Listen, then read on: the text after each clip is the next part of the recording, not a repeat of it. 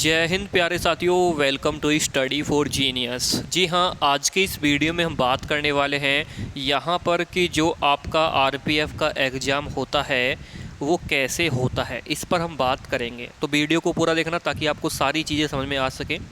और देखो, आरपीएफ के एग्ज़ाम में कुछ बड़े बदलाव भी किए गए हैं जो कि आपको जानना बहुत ज़्यादा ज़रूरी है। जो छात्र पूछते रहते हैं जो पहली बार एग्ज़ाम देने जा रहे हैं, इवन जो पहले भी एग्ज़ाम दे चुके हैं, उनके लिए भी वीडियो बहुत ज़्यादा इंपॉर्टेंट रहेगा, क्योंकि कुछ ऐसी ट्रिक, कुछ ऐसी टेक्निक, कुछ ऐसे बड़े बदलाव इस वीडियो में आपको देखने को मिलेंगे जो आपने पहले कभी नहीं देखे होंगे। तो वीडियो को पूरा देखना ताकि आपको सारी चीज़ें समझ में आ सकें। चलिए फ्रेंड्स, वीडियो को शुरू कर लेते हैं। दोस्तों, इस वीडियो में मैं आपको ये तो बताऊंगा कि ऑनलाइन एग्ज़ाम होता कैसे है, लेकिन आप यहाँ पर ऑनलाइन एग्ज़ाम पास कैसे करेंगे ये भी आप सुन लीजिए। जी हाँ, क्योंकि मैंने भी काफ़ी सारे एग्ज़ाम पास किए हुए हैं और मैं आप सभी को एक छोटी सी ट्रिक बता देता हूँ। अगर आप दोस्तों को यहाँ पे मेरे इस तरीके से एग्ज़ाम में तैयारी करते हैं, प्रिपरेशन करते हैं, तो आपका एग्ज़ाम 100% पास होगा। कैसे, देखिए, आप सभी को करना कुछ नहीं है, जो मैंने पढ़ा था आपको भी वही पढ़ना है। इस बार 2024 में मैंने कुछ नए PDF आप लोगों के लिए तैयार कर दिए हैं। अब सिलेक्शन होगा 100% गारंटी से। पढ़िए वही जो एग्ज़ाम में। जी हाँ, क्या पढ़ना है ध्यान से देखिए। देखिए दोस्तों, मैंने भी काफ़ी सारे एग्ज़ाम जो निकाले हैं उसी बेस पर मैं आप सभी को बता रहा हूँ। यहाँ पर अब आपको जो है ये हमारे खुद के जो नोट्स हैं, यानी टॉपर के नोट्स आपको पढ़ाई करनी है। 500 रुपये के जो नोट्स हैं मात्र आप सभी को 99 में उपलब्ध किए जा रहे हैं। और मेरा खुद का भरोसा है, 5 साल का एक्सपीरियंस है एग्ज़ाम पास करने का, वो मैं आपको दे रहा हूँ। कैसे, नोट्स लेने के लिए आपको करना कुछ नहीं, व्हाट्सएप पे आना, इस नंबर पर मैसेज करना है जो है 6396453592। इस नंबर को भाई अभी नोट कर लीजिए ताकि आपको बाद में कोई प्रॉब्लम ना हो। और ये नंबर आपकी ज़िंदगी बनाने वाला है। और मैं आपसे फिर बोलता हूँ कि भाई साहब, सिलेक्शन की 100% गारंटी मिल रही है। इस PDF से बाहर कुछ भी नहीं। मान लीजिए कि सारा का सारा PDF यहीं से आपको देखने को मिलेगा। और मैं इतना नहीं बोलूँगा कि देखो 120 में से 120 क्वेश्चन आपको देखने को मिल जाएंगे, ऐसा तो पॉसिबल है ही नहीं। लेकिन इतना ज़रूर बोलूँगा कि आपकी जो कट ऑफ होगी उससे आपको ज़्यादा ही यहाँ से क्वेश्चन देखने को मिलेंगे। इतना मैं आपसे भरोसा दिलाता हूँ।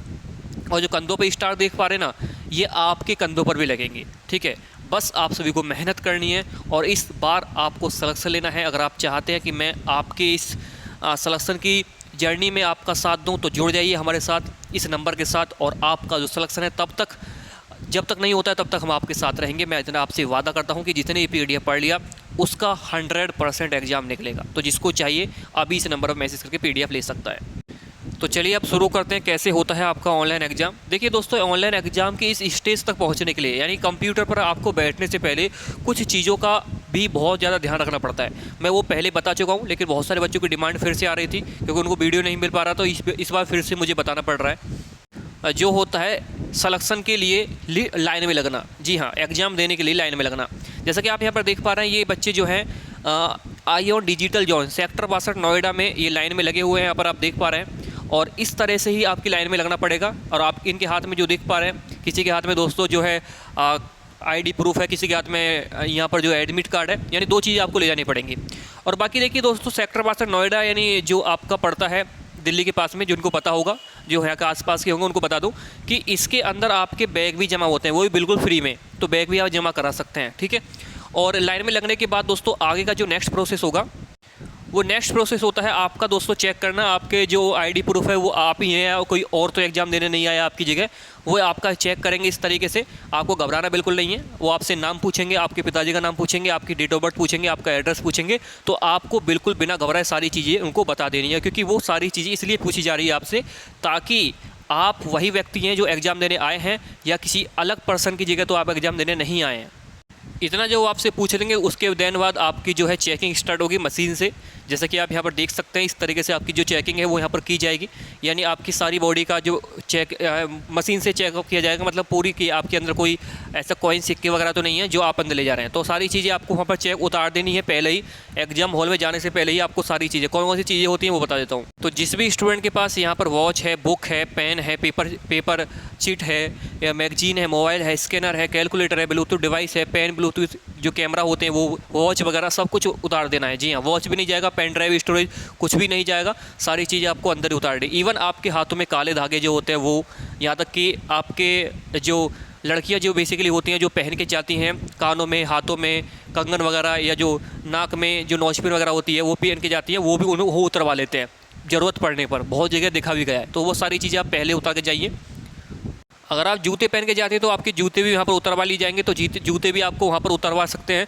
तो जूते का भी ध्यान अगर आपको रखना है कि सारी चीज़ें आपको पहले ही यहाँ पर कवर कर लेनी है। और लड़के बेसिकली ध्यान दें कि उनके कानों में जो पहने होते हैं, हाथों में जो पहने होते हैं, गले में जो पहने होते हैं, वो सारी चीज़ें आपको उतार लेनी है। अगर आपको कोई धार्मिक चीज़ें हैं वो वहाँ पर कुछ भी कितनी भी कीमती चीज़ हो वो वहाँ से उतार ही देंगे उसको। देन उसके बाद आपका होगा आइडेंटिटी प्रूफ, यानी आपका थंब इम्प्रेशन कराया जाएगा। यानी आप वही व्यक्ति हैं, आपका वही छात्र हैं जो एग्जाम देने आए हैं, इससे आपका थंब इम्प्रेशन होगा। आपका जब थंब इम्प्रेशन होगा इससे पता चल जाएगा कि हाँ वही व्यक्ति हैं। और थंब इम्प्रेशन होने के बाद आपको जो है एक सीट नंबर दे दिया जाएगा। और यहाँ तक वीडियो पसंद आया तो भाई वीडियो को लाइक और चैनल को सब्सक्राइब कर लीजिए, क्योंकि बहुत सारे बच्चों ने अभी तक चैनल को सब्सक्राइब नहीं किया है। तो जो नीचे लाल कलर का रेड कलर का जो बटन दिखाई दे रहा है सब्सक्राइब का, उसको क्लिक करके हमारे चैनल को दोस्तों अभी सब्सक्राइब कर सकते हैं। देन उसके बाद दोस्तों आपको जो ले जाएगा लैब में, जहाँ पर कंप्यूटर इतने सारे रखे होंगे और आपको एक सीट नंबर दे दिया जाएगा। सीट नंबर पर बैठने के बाद आप सभी के सामने क्या होगा वो मैं आपको बता देता हूँ। जब आप सीट पर बैठ जाएंगे तो वहाँ के जो स्टाफ है वो आपके सामने आएंगे, जो भी है वो आपको बताएंगे कि इस तरीके से करना है, यहाँ पर साइन कीजिए, इस वाले कॉलम को भरिए, इस पर अंगूठा लगाइए, यानी इस पर अपने सिग्नेचर कीजिए। वो सारी चीज़ें पहले ही आएंगे, अपना फ़ोटो निकाल के इस पर चिपकाइए, वो प्रोसेस पहले ही कर लेंगे। यानी आधा घंटा होता है, जब आप अंदर चले जाएंगे आधे घंटे में वो सारा प्रोसेस होता है कि आप इस पर जो है सिग्नेचर कीजिए, यहाँ फ़ोटो साइन कीजिए, इस पर क्रॉस साइन कीजिए, इस पर अपना राइट हैंड या राइट थंब या लेफ्ट थंब लगाइए। तो वो सारी चीज़ें, इसको इंग्लिश हिंदी में लिखिए, वो सारी चीज़ें भरवा लेंगे आपसे। आधा घंटा इसलिए होता है। और पेन वगैरह भी अंदर ही मिलेगा, और जहाँ पर आप क्वेश्चन सॉल्व करेंगे मैथ के, रीजनिंग के, वो भी पेपर ही वो अंदर ही देंगे। तो पेपर वगैरह सब आपको अंदर ही मिल जाएगा। तो देखिए थोड़ा सा मैं आप सभी को जो है यहाँ पर मतलब ये समझिए कि ये आप सभी का डेमो है, वो देख लीजिए बस कि एग्जाम में होगा क्या। जब आप कंप्यूटर पर आ जाएंगे तो इस तरीके से आप सभी के सामने जो इंस्ट्रक्शन हैं वो आप सभी के सामने आ जाएंगे। बस आप सभी को जो यहाँ पर नेक्स्ट करना है, नीचे आपको पढ़ लेना है सारी चीज़ें। और जो बच्चे बोलते हैं सर हिंदी इंग्लिश में कैसे करेंगे, तो वो भी बता देता हूँ। देखो नेक्स्ट पर क्लिक करेंगे, नेक्स्ट पर क्लिक किया, देखो यहाँ से चूज़ योर डिफ़िकल्ट लैंग्वेज, यहाँ से आपको एक लैंग्वेज सेलेक्ट करनी है जो जिसमें आप एग्जाम देंगे। जैसे मैं हिंदी में दूंगा तो हिंदी में आ जाएगा, ठीक है। और ये जो डिक्लेरेशन है इसको ऑप्शन को क्लिक करना है। उसके बाद I am ready to begin पर जैसे ही क्लिक करेंगे तो देखो आपका जो टेस्ट है वो फुल स्क्रीन में होकर आपके सामने आ जाएगा। देखो इस तरीके से, ठीक है। ये 2018 का पुराना पेपर है आरपीएफ कांस्टेबल का, जो कि मैंने पीडीएफ में भी आप सभी को दिया है। और कैसे सॉल्व करना है वो मैं आप सभी को बता रहा हूँ, ध्यान से देखना। अब देखो यहाँ पर लिखा हुआ है निम्नलिखित में से कौन सा बाघ अभ्यारण्य सबरीमाला से संरक्षित स्थान पर स्थित है। सबरीमाला मंदिर आप सभी को पता है दोस्तों कहाँ पर है, ठीक है। और सबरीमाला मंदिर जिस पर विवाद हुआ था पहले, वो आप सभी को पता है। और जो ये दोस्तों यहाँ पर सबरीमाला मंदिर था, इसमें जो महिलाओं की एंट्री नहीं थी, उसके बारे में बात कर रहा है। जैसे आपको नहीं पता है, चलिए मान के चलता हूँ इस क्वेश्चन का आंसर आपको नहीं पता है, तो आपको करना कुछ नहीं है।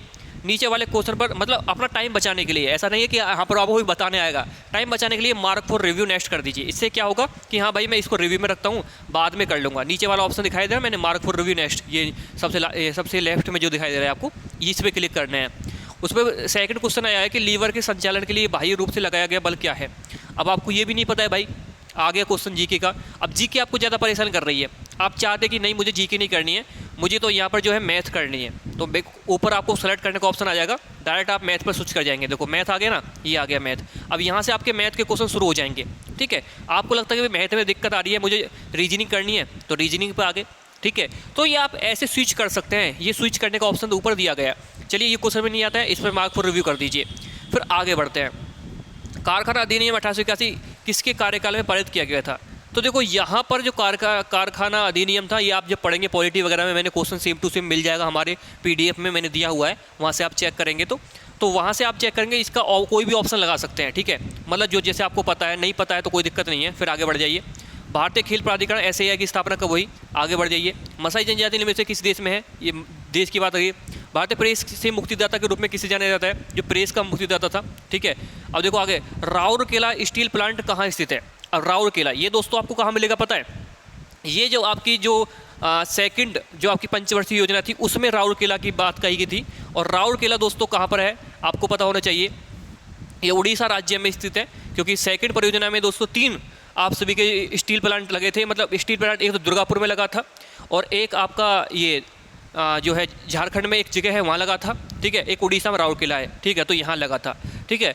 तो ये सब बाहर के विदेश के सहयोग से लगे थे, कोई जर्मनी के सहयोग से, कोई ब्रिटेन के सहयोग से, ठीक है। तो इस तरीके से यहाँ पर लगाए गए थे। तो अब आपको जैसे इसका आंसर पता है तो आप नेक्स्ट कर दीजिए, सेव नेक्स्ट हो गया, ठीक है। और यहाँ से आप ये चेक कर सकते हो कि मैंने कितने क्वेश्चन को आंसर दिया है। देखो ये आ गया, मैंने एक क्वेश्चन का आंसर दिया, 6 मैंने मार्क कर दिए हैं जिसका मुझे बाद में नहीं पता है।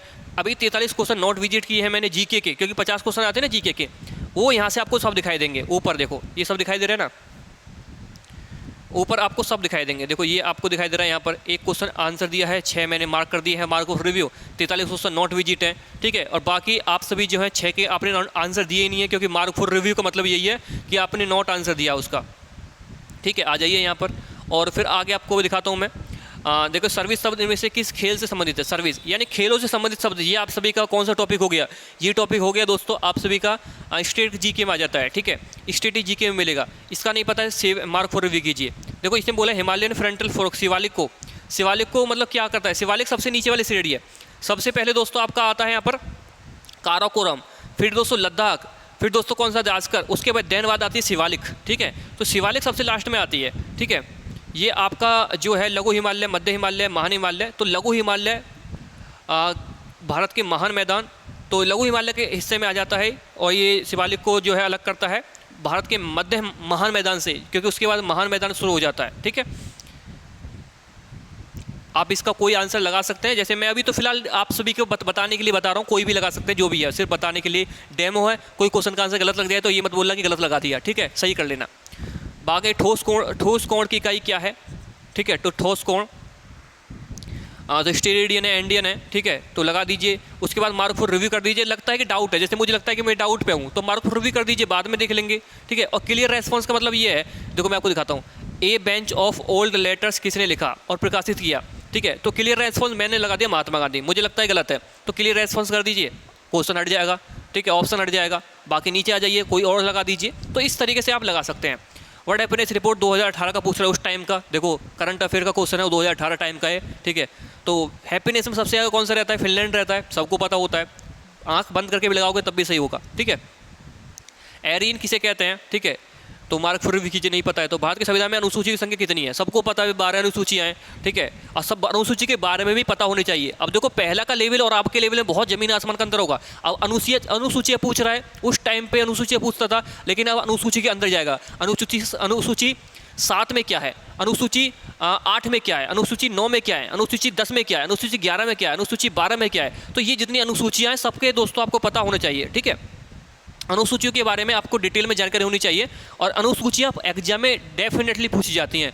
और क्योंकि यहाँ पर एग्जाम में जैसे अनुसूची 7 है, अनुसूची 7 में क्या है, अनुसूची 7 में जैसे दोस्तों भारत राज्यों का संघ, वो मतलब सॉरी, ये तो पहली अनुसूची होगी ना। इसमें 3 सूची होती है, संघ सूची, राज्य सूची, संवर्धित सूची। तो इसके बारे में पूछेगा कि इसमें कितने विषय हैं, इतने डिटेल में भी जा सकता है, ठीक है। इस बारे में भी आपको पता होना चाहिए। मंगल और बृहस्पति के बीच सूर्य की परिक्रमा करने वाले खगोलीय पिंड क्या कहलाते हैं? तो देखो क्या कहलाते हैं, मंगल और बृहस्पति के बीच क्या होते हैं? तो क्षुद्र ग्रह होते हैं, ठीक है। तो क्षुद्र ग्रह लगाइए, ठीक है। इंग्लिश में भी कर सकते हैं, देखो इसमें हिंदी वाला ऑप्शन है, नहीं पता है इंग्लिश में आ जाइए। क्षुद्र ग्रह को इंग्लिश में क्या कहते हैं? ये हो गया इंग्लिश में क्वेश्चन, हिंदी में क्वेश्चन। तो इस तरीके से भी आप कर पाएंगे, ठीक है।